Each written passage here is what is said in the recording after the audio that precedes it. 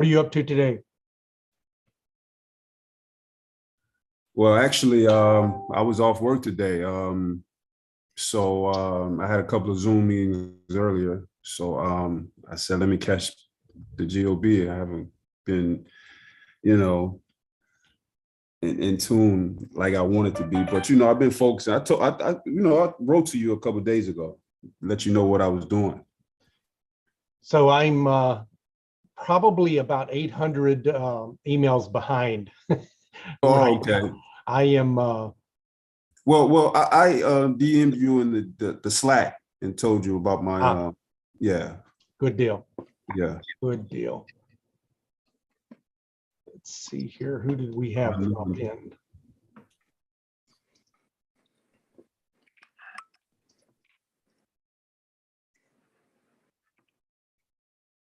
Hey, Marcus, how are you today? Good, Jim. How about yourself? I am peachy keen. Thank you for asking. Good deal. It's good to see you here. You too. So these things have a way of getting started a little bit later, but That's okay. right. We have some free time to talk. So any questions you guys have, feel free to blast them at me until the guest gets here. Happy to talk to you about anything commercial real estate or the GOB network or the GOB network conference. So how has the real estate market been in Chicago? Well, yeah, things are just as good here as they've been in a while. I think that there's a lot of people that are getting a little nervous about the economy and starting to sit on the sidelines. But I think the smart money is starting to peek their heads out from behind the curtain and get ready to try to take advantage of some deals. So I think it's a mistake to ever try to time the market. And I think that you're always better, as most good wealth advisors will tell you, you need to be investing in the up markets, the down markets, and the sideways markets, because you can't time great deals. Okay. And I remind people that the biggest crash in my 64 years was the 08-09 crash. And I bought literally a month before that crash, I bought two properties that are still worth less than what I paid for them. And that's been 10, 20, 12 years. And they still have not caught back up to what I paid for them. And you would think that's a really bad investment. But the truth is that both of those properties, each one, I get about $1,500 a month sent to my mailbox. Wow. And my mortgage payment on both of them is not even half of that. Wow. And so I think that if you need any motivation to say, hey, can I buy at the top of a market, or what if I pay too much? That should be a good testimony as why that's not necessarily a reason for you to sit on the sidelines. Mark, I'm so glad you showed up tonight.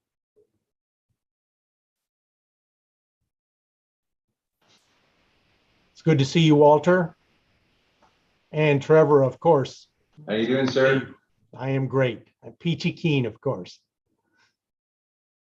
Sun setting down there in Austin. You got an early sunset. No, it's nice and bright. Long day still. Are you forgetting the virtual sunset that you've got going on behind you there? Virtual sunset, yeah. A perpetual virtual sunset. Yona, how are you this evening? Doing great. How you guys doing? I am peachy keen. I'll let everyone else speak for themselves. Yeah, I'm doing great. I get to see you like on the weekend, last night, tonight. What could be better than all that Yona in my life? I know. A little bit of Yona in your life. I remember that song. I think Yona and I might have been dancing to that song down at the. I've seen videos of it. That's right. Right, guys. It is 6:01, so I know we'll have people continuing to come in throughout the evening, but I know that Yona is being extremely gracious with his time because it's very, very, very late or very, very early, depending on how you look at it. Where It's all the same. it's all the same. I don't know if the man ever sleeps, but I wanted to have Yona on because he is going to be at the GOB Network conference, and he's one of our speakers and moderators. And I wanted to have a chance to talk to him about a lot of things, but really speak to raising capital and what kind of obstacles you might have to overcome, and maybe some advice from his perspective. Yona is one of the premier networkers in our business. He is just a constant on LinkedIn, and as many of you know, Trevor has a big presence on social media and meetups and at conferences. So very happy to have him here. And if anyone should be able to raise capital very, very easily, just based on name and presence alone, then I think Yona would be one of those people. But I have a feeling he may have a different take on that. So Yona, what do you think about how easy is it to raise capital when you're as famous as you are? First of all, I'm not very famous, but second of all, there is a lot of truth to that. There is a certain credibility that comes with, especially with social media and being very present. I mean, I think a much better example of that is someone like Brandon Turner, who, was just adding value on Bigger Pockets, doing some small deals on his own, a couple like small multifamily deals, and like invested in one like little mobile home park. And then about 5 years ago, just started to, partner up and started to fund, and through his social media presence has raised, $100 million or so in the past couple of years. So that, he's definitely a better example in my mind. But the truth of that is, yeah,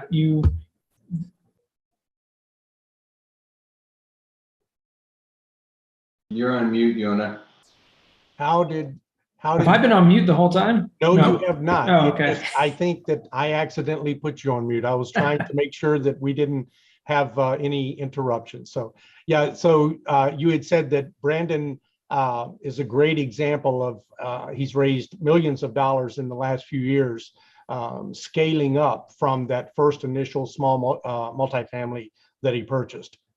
So, yeah, exactly. The point I'm trying to make is that there comes a certain responsibility with being a public figure, if you are one, or have a podcast or very public in that light. But it's also you have more credibility. It just comes with your name and your brand, if that's what you are giving off. So I can't necessarily speak to that on my own. I haven't started a fund yet and haven't raised a lot of capital myself, but then again, I haven't really tried.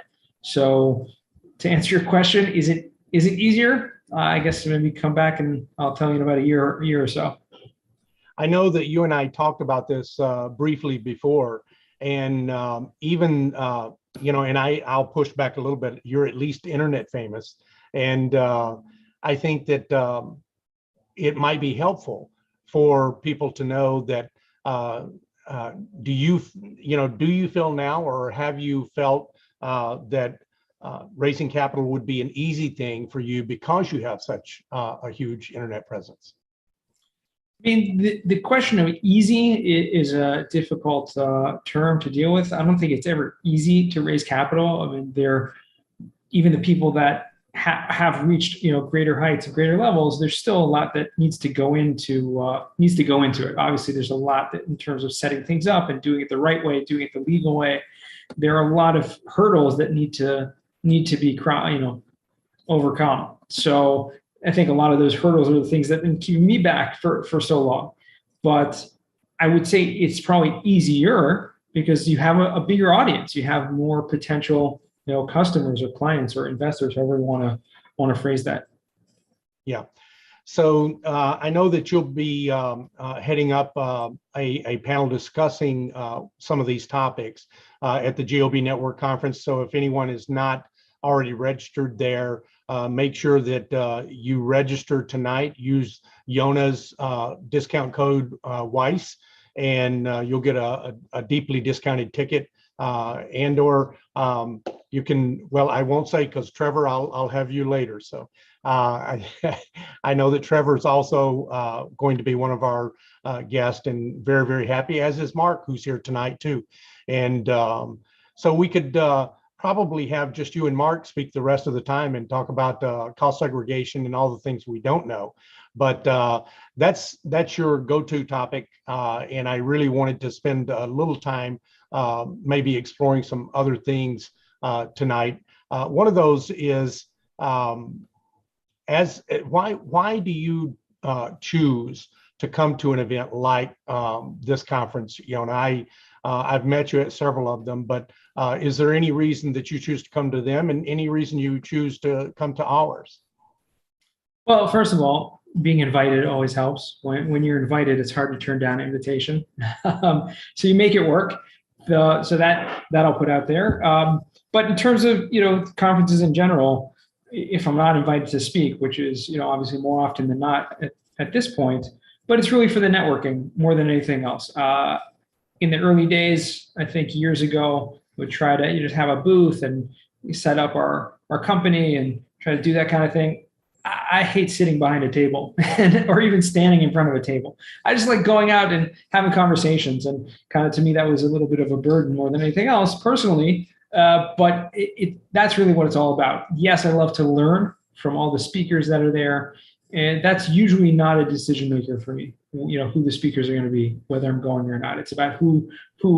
Well, to a certain extent, I like to speak with all the speakers, so that that does. But it's about who the people. And for me, over the years, it's been more about coming face to face and meeting people that I've been involved with, clients, and just people that I've had great engagement with over years that had never had actual face to face time, and that's more important than anything, I think.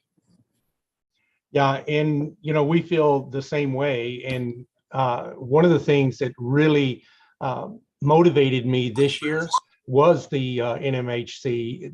The first time I had been there, and it is one of the biggest conferences in the country, and all of the big players are there.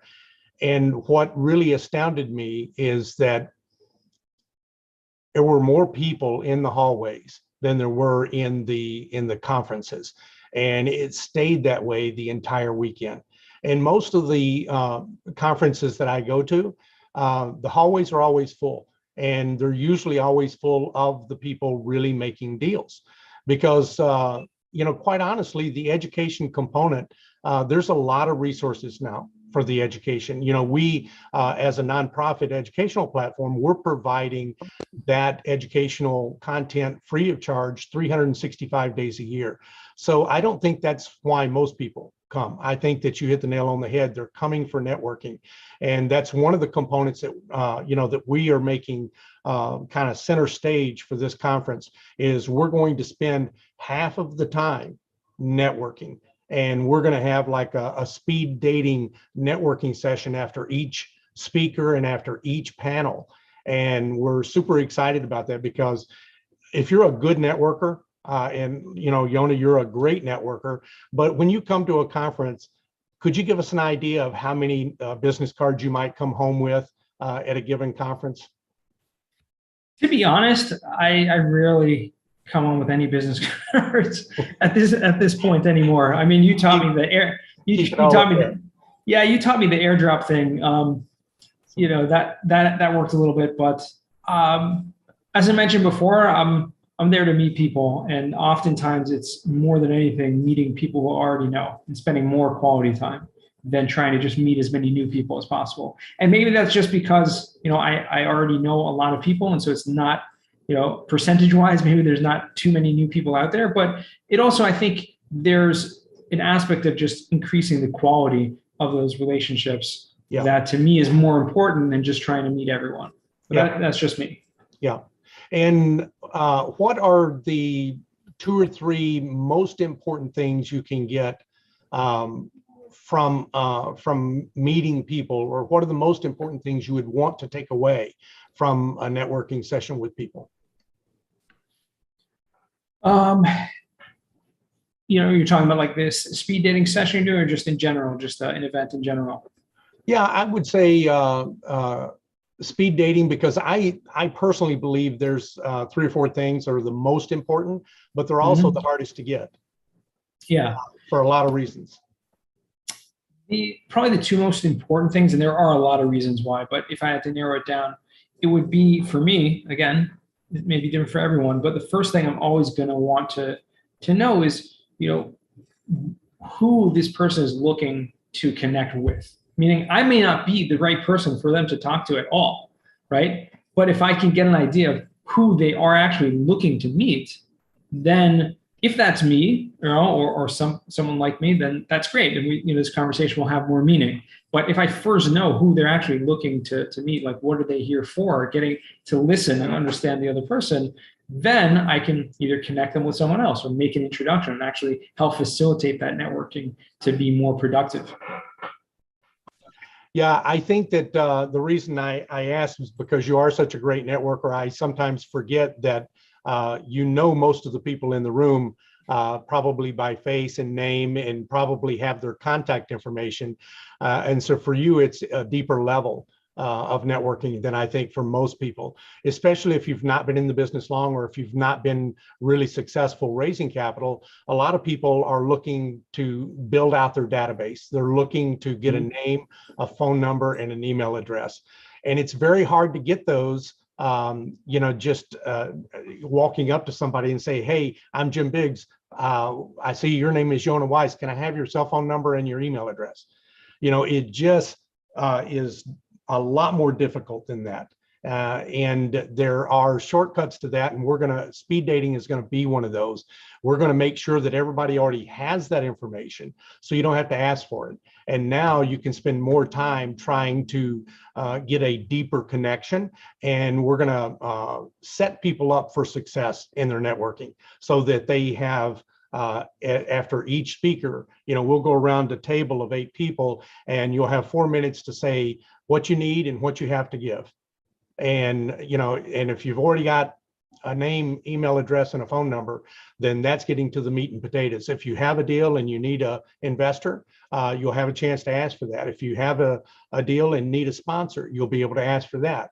If you just need to know where to go and who to connect with, I don't have a lender, I don't have a lawyer, I don't, all of those things. And so we really want to make that a keynote of the event. And second to that, if you've got a deal and you're trying to put a deal together, then we want you to bring it with you, and we're going to try to help you raise capital for that. So again, super excited that Yonah's going to be there with us. If you don't have your ticket yet, make sure that you do. Go to gobnetwork.com and click on the conference icon button, and use Yonah's last name, Weiss, Weiss. I think it's all in caps, for a discounted ticket, deeply discounted ticket. And we'd love to see you there. And for you that don't know, we're also going to spend the conferences Wednesday and Thursday, and we're going to spend Friday and Saturday just having a vacation type of networking. Maybe go see a ball game, or go to the museums, or architectural boat tour on the Chicago River, or maybe even a dinner cruise on the lakefront, which is really awesome to see the fireworks display on the weekend at Navy Pier. So, Yonah, I would like to open it up for a little bit of Q&A, or if before Q&A, if there's anything you would like to say, then take your time and have free reign to speak about whatever you want. Free reign. Wow. I don't Free know. reign. Let me talk about whatever I want to. No, I don't really have much to say. I think you've covered a lot. I'm really looking forward to the event. I think there's going to be a lot of great people there, and I'll actually bring one of my colleagues as well along with me. So He's doing a lot with him together on the title side, Madison Title, big business. So trying to combine the forces and not just keep it all to myself in the COSEG world. But no, nothing more. Just really looking forward. I think there's a lot of events out there, but the ones that you choose to go to really says a lot. Yeah, and if you're not going to the one where you see this list of speakers that are behind me, you're really going to have an opportunity to meet some wonderful people in the industry. Most of these people I know very well, and just have so much to offer. And it's a true go-givers mentality. A lot of these events, people are rewarded financially to come and speak. And because we are a member-only, member-driven, very new nonprofit, we were not able to do that. And we still had a ton of my friends offer to step up and because they want to give back. And they all, I think, represent that spirit of great go-givers. And so if you want to network with those kind of people, then we really encourage you to get here on July 13th and 14th. And Yona will, if we have a party, I guarantee you, he'll be at the party and loves to dance. And and I don't know about that. No guarantees. So any questions for Yona or for any other member of the panel tonight that you'd like to ask a question of, or about the GOB network, or about the conference in particular?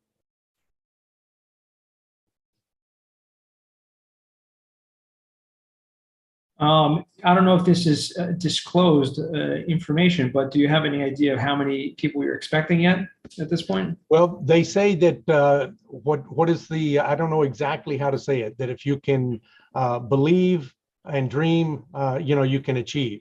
If you build it, they will come. If you build it, they will come. So I'm seeking a very, very high number, and I am putting it out there into the universe, and I am pushing as hard as I can to make sure we get there. But I have promised everyone that they will go home with 600 names, email addresses, and mobile phone numbers to add to their database and to be able to network continually after the conference. And we will do everything we can if you're on the GOB network and in our Slack channel to make sure that you have an opportunity to continue to network with those people and continue to ask for help where you need it and offer help where you can give it. Yeah. Okay. So not a single question that is unusual. Let me check. Well, I'm not good at checking live streams, so I apologize if you're watching on Facebook or LinkedIn or YouTube. I'm probably not going to get to your question, but we will answer it if you want to ask it on LinkedIn, on Yona's page or my page.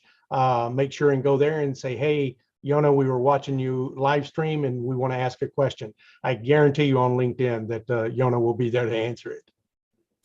So, all right, I noticed Christina came in at the end here. Christina, anything that you wanted to ask of Yona? We're in Q&A right now. Oh, thank you for offering. I'm so sad that I just joined. Unfortunately, I had a work call that went later than I anticipated. But I'm excited. Do we get to hear a playback of this?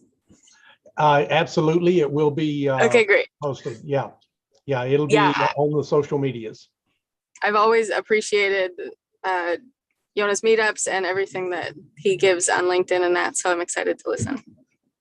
Yeah, so Thanks, we didn't really talk anything about cost segregation tonight, so we'll have to, I guess we'll have that another. I know it was kind of marketed as a cost segregation talk, but it's okay. Well, okay, then maybe I do have a question, Yona.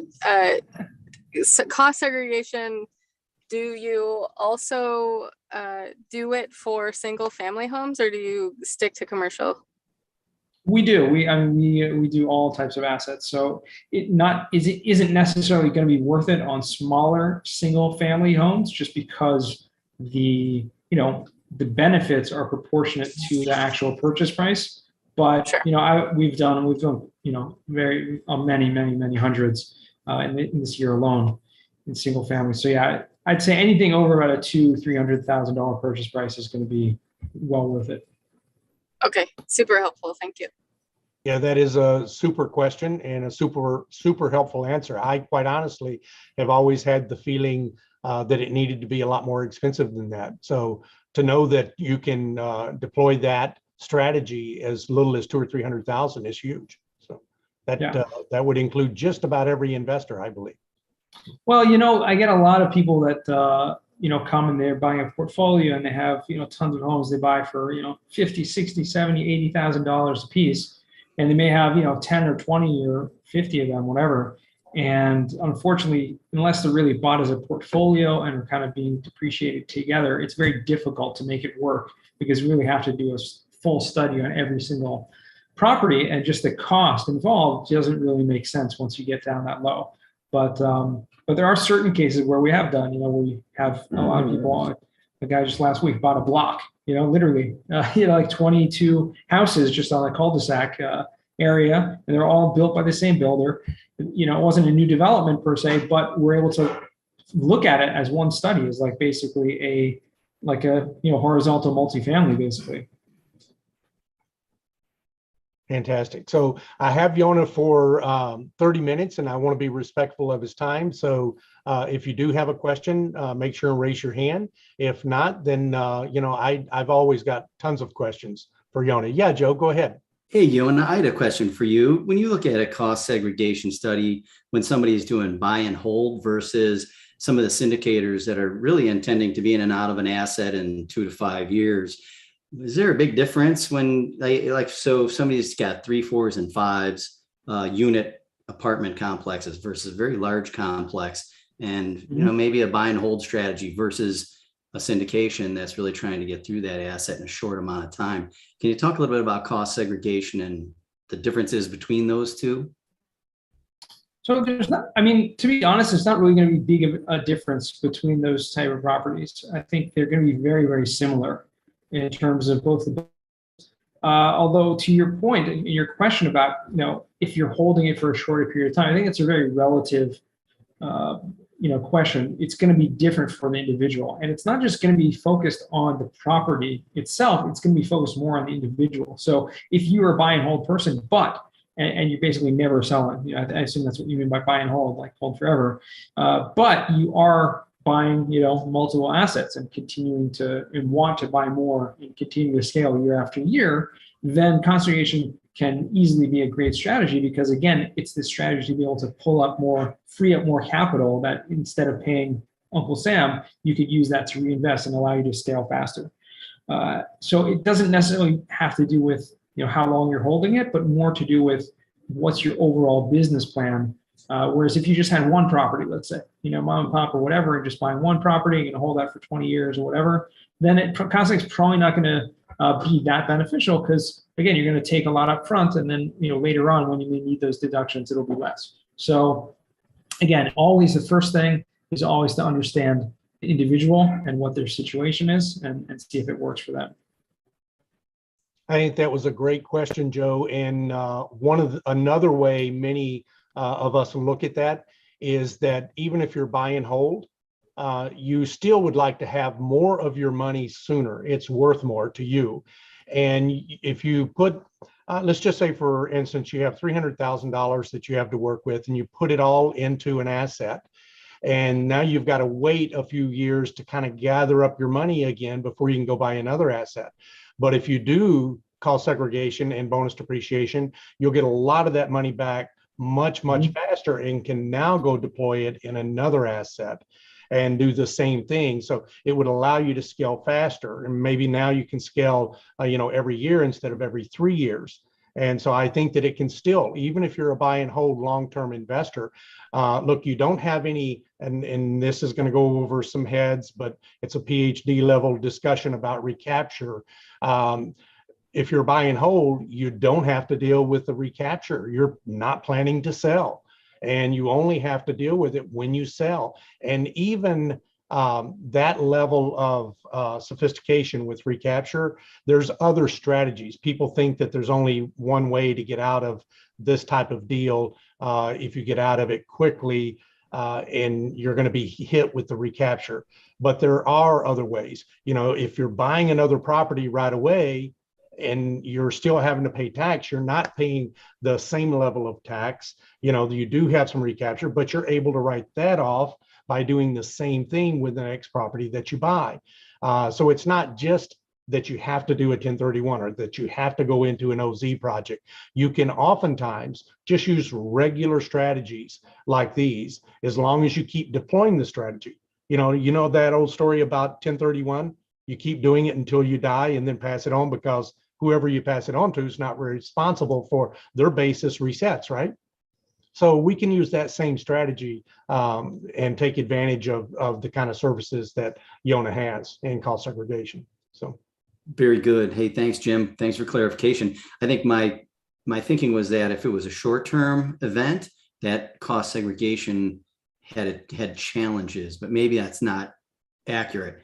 Well, that recapture is the biggest one. Yeah. Yep. And at least I would think so. Yona, you're the expert, not me. Would that be one of the downsides, or the biggest downside that most people objection that they have doing it short term?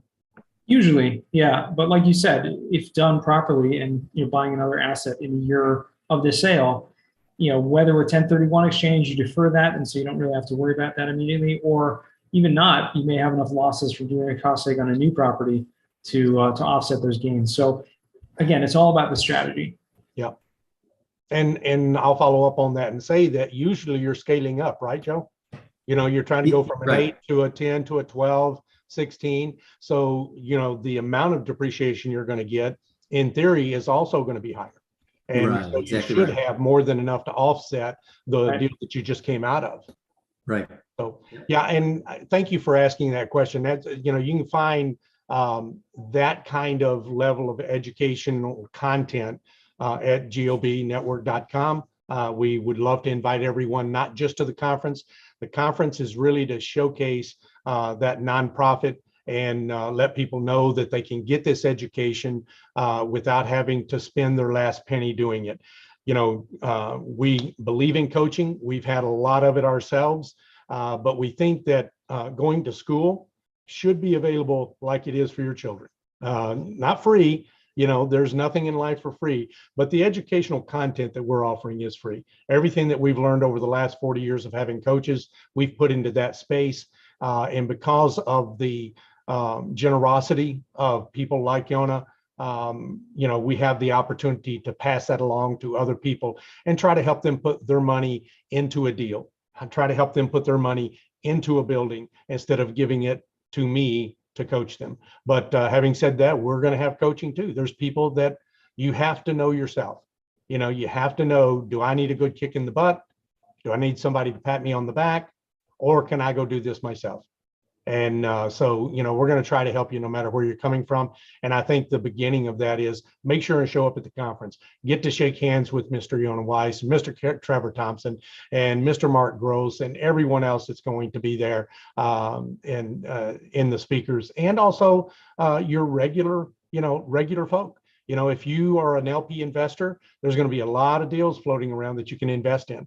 If you're a sponsor and need LPs, there's going to be some high net worth people there that can fund your deals. So make sure and try to get your ticket and get in. There's no better time to visit one of the greatest cities in the world, which is Chicago, than in the summertime. I enjoy it in the wintertime too, but I guarantee you that most people will like the lakefront a whole lot better in July than they will in January. So, Yona, I'll let you take it out. How can people get in touch with you, and where can they find you and your meetup and everything else? Yeah, the best way, you can just find me on LinkedIn. Obviously, I'm the most active there. If you guys are not connected to me, I recognize most of you people here from LinkedIn, but if you are not, definitely check me out there. You can also go to yonaweiss.com, but hopefully I'll see you all in Chicago. And the Weiss Advice Podcast. And Yona has a regular meetup, I think, every Wednesday, correct, Yona? That is correct. Also, yeah, a Zoom meetup every Wednesday, 7 p.m. Eastern. So everyone's welcome to come there also. But again, you can find that all on either my LinkedIn page or my website. So. And what's your website again, Yona? YonaWeiss.com. All Just right, my name. JonahWise.com. And Joe, to your point, I know some people are not going to be able to make it on a Wednesday and Thursday. Thank you for bringing that up. People will be at work. And for those folks, we are making our tickets available virtual. There's going to be an in-person and virtual ticket. And we're going to have some extra content for the folks that are doing it virtual. And their stay at the hotel is going to be a lot cheaper. Jim, can Assuming the wife ask is not you- charging you. Can I just ask you really quick? Will it Yes, sir. be recorded at all? Is it going to be It will be shared later? It'll be live streamed both days of the conference, and then everyone that has a ticket. In particular, we were just doing for the virtual tickets, sending them the recordings. But I think we'll probably the virtual ticket holders will get the recording first. And then later on, we'll probably release that also to the in-person meetup and eventually bring it out on YouTube. And the individual speakers, hopefully, you'll be able to watch them because we'll send them their cuts so that they can share and you can go straight to their websites and see them there too. So yeah, if you can't be there, get yourself a virtual ticket. And, again, you can find that. We have it already up, I think, on the website at gobnetwork.com. We really look forward to everyone being there and getting to see you. Thanks again, Yona. Make sure you guys tune in. We're going to continue to have these free webinar series up until I think we've got 3 or 4 more of them, either Tuesday, Thursdays, or Saturdays. And that is, I think, when you registered tonight, you could see the different dates. And again, they're on the website. So, Yona, thank you again, buddy. Appreciate Thanks, Yona. Thank you. Thank you all. Great to see you all. I hope to see you soon in a couple weeks. Thanks, Jonah. Good night. I know. Thanks, Jim. All right, Joe. You said you're local here in Chicago? I'm in the Naperville market. Oh, you and I are next door to each other then. So Oh, is that right? fantastic. Yeah, I'm in North Aurora. I live over here on the Fox. Oh, sure. Yeah, I know it well. I invest actively and passively. So all my active stuff is Aurora, Batavia, Montgomery. Fantastic.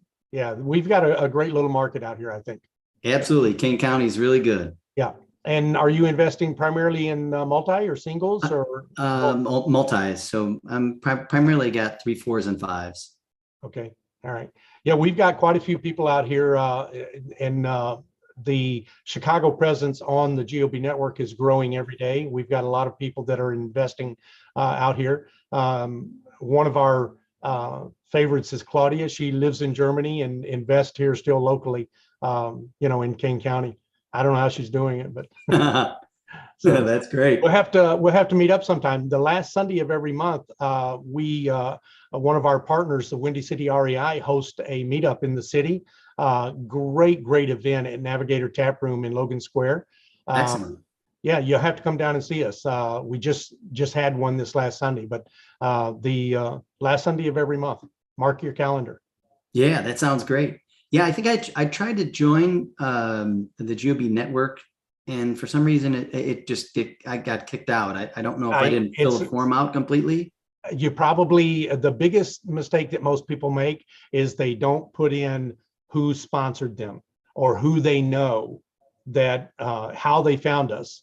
So if you just find us and don't know anyone, you have to be sponsored in. So if you know someone on the network, because it is member only, Yes. if you know someone on the network, just put their email address in. But now that I know who you are, I'll go in and find your registration. It's probably in the declined file on the back end, and I'll get you in. Yeah, that'd be great. Because I'll definitely get tickets. Being in the market, this would have been an easy one for me. I'm being drugged to Tennessee for a little vacation. So My home state. So yeah. great place. To you vacation in the Smokies? We'll actually be on Dale Hollow Lake. Oh, we used to camp there a lot when I was a kid. Yeah. We're gonna tie a couple houseboats together. Yeah. So it would be hard as much as I want to see this. A very Tennessee thing to do. Well, have you been down to Dale Hollow in a while? We've been going just about every year. Okay. All right. Fantastic. I've got some buddies that have just recently been out on Watts Bar, and I haven't seen that yet, but they're very excited about that lake. Yeah. Yeah, it's a good one too. Yeah. All right, we're gonna say good night. Thank you, everyone. Appreciate you being here. Hey, Jim, thanks.